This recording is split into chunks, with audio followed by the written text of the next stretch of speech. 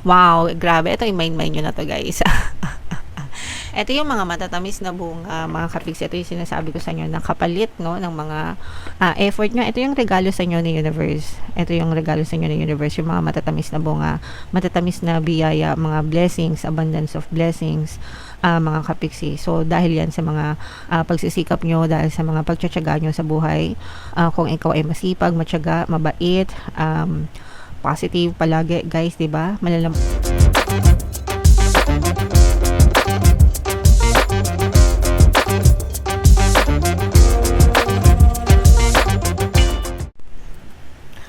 Hello guys, hello Aquarius. Welcome back to Pinay Pixie Tarot. Ang pamangat ng episode natin for tonight is messages from the universe para ngayong February to March para sa Aquarius, Sun, Moon, Rising Sign, and Venus. So, unahin natin tong deck na to, mga kapiksi.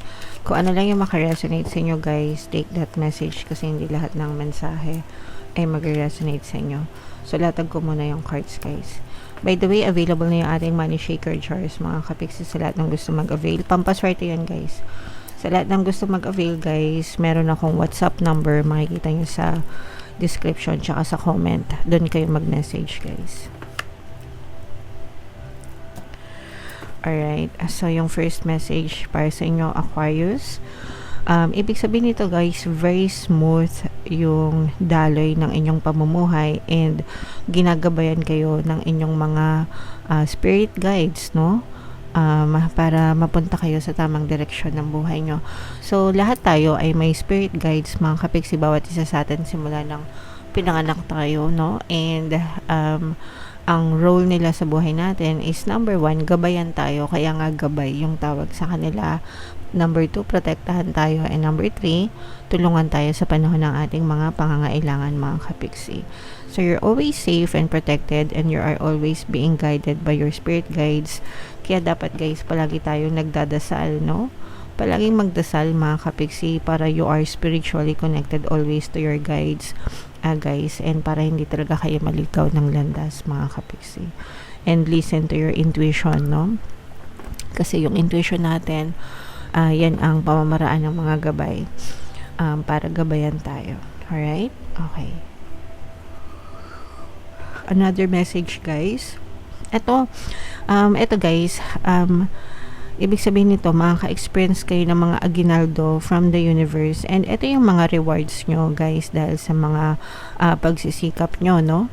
Dahil sa mga pagsisikap nyo sa buhay. Kumbaga, no pain, no gain, di ba? So, yung mga pagsisikap nyo, yun yung pain, yung gain, yung mga regalo sa inyo ni universe, yung mga rewards sa inyo, guys. Okay? So, kung masipag kayo, nagsisikap kayo sa buhay nyo, hindi kayo tatamad-tamad, very positive kayo, asahan nyo na talagang mga magagandang regalo yung matatanggap nyo kay universe. Pero kung tatamad-tamad kayo, di ba? Tatamad-tamad kayo, puro kayo reklamo sa buhay, puro na lang kayo stress, huwag nyong asahan na maganda yung matatanggap nyo. Kasi kung ano yung fino-focus nyo, di ba? Yun din yung babalik sa inyo, mga kapiksi. Okay?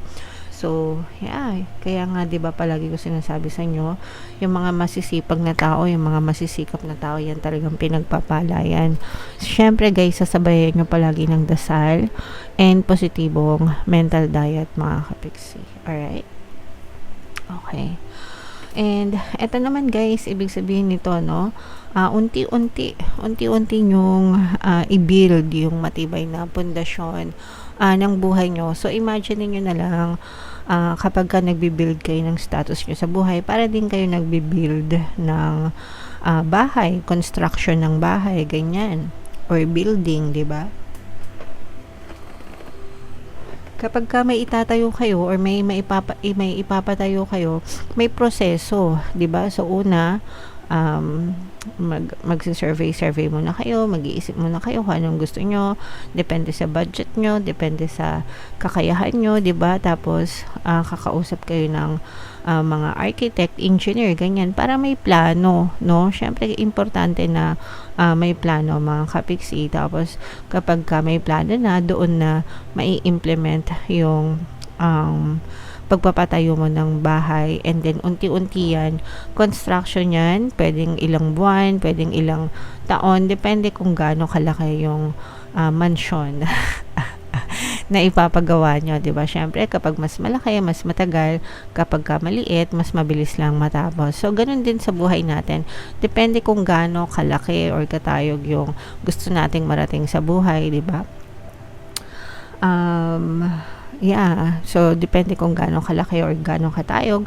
Syempre, kapag mas mataas yung mga pangarap natin, mas matagal abutin.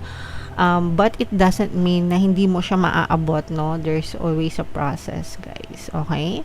Ang importante is magsikap kayo one block at a time, 'di ba? One brick at a time.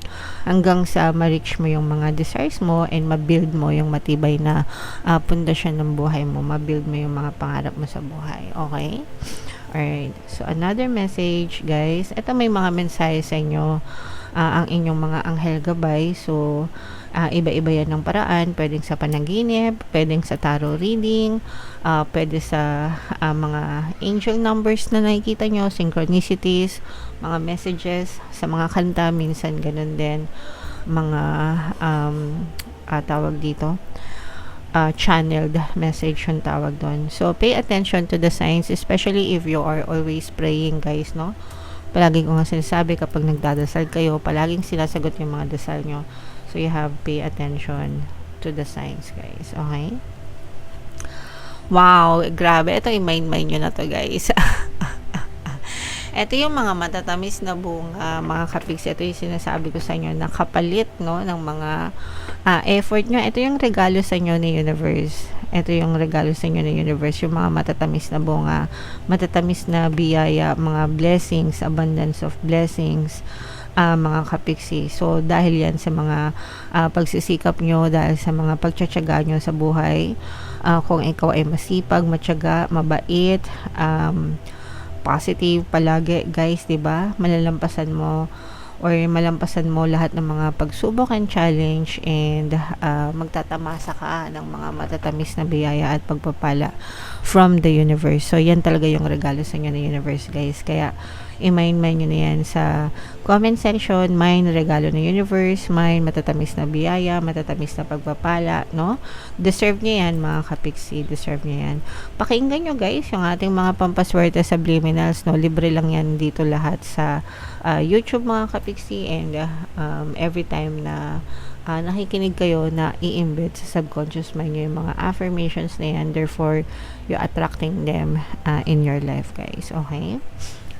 And ito naman ay unfinished symphony. Ibig sabihin nito, mga unfinished business, no? Meron kayong mga circumstances sa nakaraan na hindi pa tapos, hindi pa naka-move on yung iba. Meron pa kayong mga, pwedeng may mga hanash kayo sa ibang tao, ganyan. So, kung meron kayong mga unfinished business with other people, makipag-usap kayo, ayusin nyo, isettle nyo, mga kapiksi, no? Kung kailangan humingi ng sorry para matapos na, 'di ba? Magpatawaran, guys, para matapos maputol yung mga negative emotions, kasi minsan natatrap kayo sa mga negative emotions, guys, and yun yung nagiging balakid sa mga pagpasok ng blessing sa buhay. So, importante talaga na magkaroon ng acceptance, ng forgiveness, para makamove on ang lahat, mga kapiksi. Pabor yan sa inyo, pabor din dun sa other person, guys. Okay? Alright. So, yan ang messages para sa inyo. Ito, guys, i-mind nyo na itong mga matatamis na biyaya, pagpapala, itong mga matatamis na regalo ni universe. So, bunot tayo ng isa pang card, guys. Shuffle ko to. Habang sinashuffle ko to, panoorin nyo muna yung video natin regarding sa ating paano mag-manifest ng abundance video course. Kapiksi, sawa ka na ba sa mga struggles at hirap sa buhay mo? Masipag ka ba at masikap sa buhay ngunit hindi ka pa rin umaasenso? Ilang beses ka na bang nag-attempt magnegosyo at mag-invest pero palagi ka pa rin nalulugi? Sa pagkakataon na ito ay maaaring may subconscious beliefs ka na nagiging balakid sa iyong pag-unlad at pagyaman.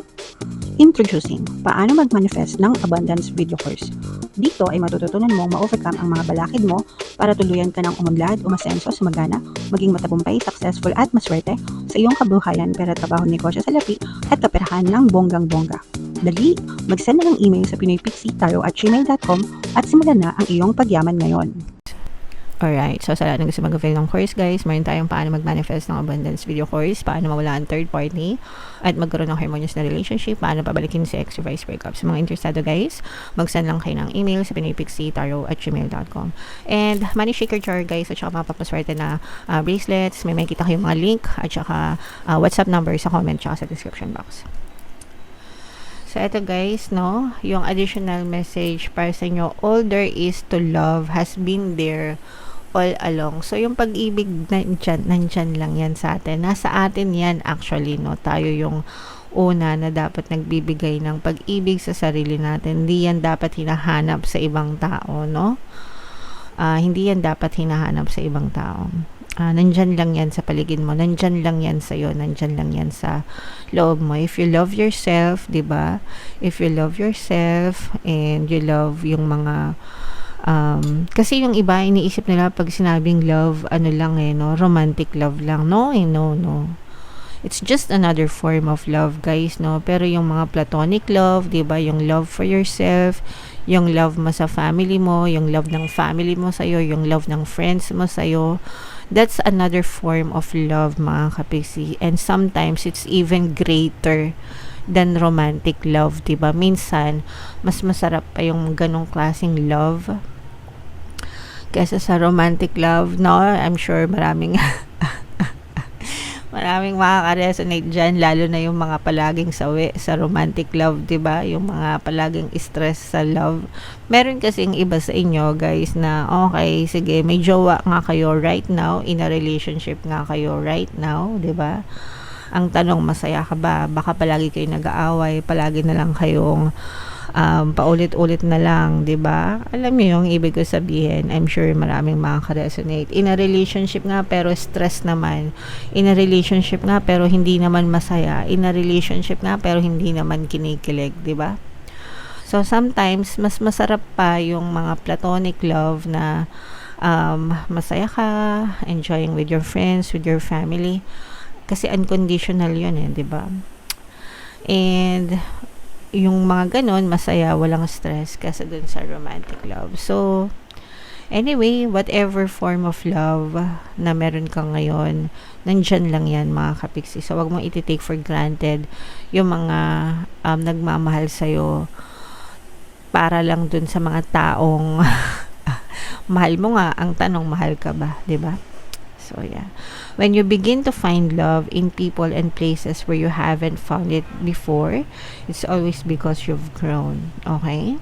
Alright. So, yeah. Huwag mong hanapin yan sa mga taong walang pagmamahal, no? Because nandyan yan sa mga taong nagmamahal sa'yo.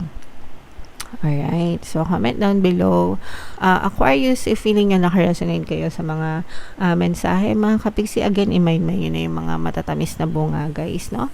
And ito yung ating 2026 kapalaran, guys. Ito naman yung ating success stories ng paano mag-manifest ng abundance video course. Money Shaker Jar, guys. Panoorin nyo to. Thank you for liking, sharing, and subscribing.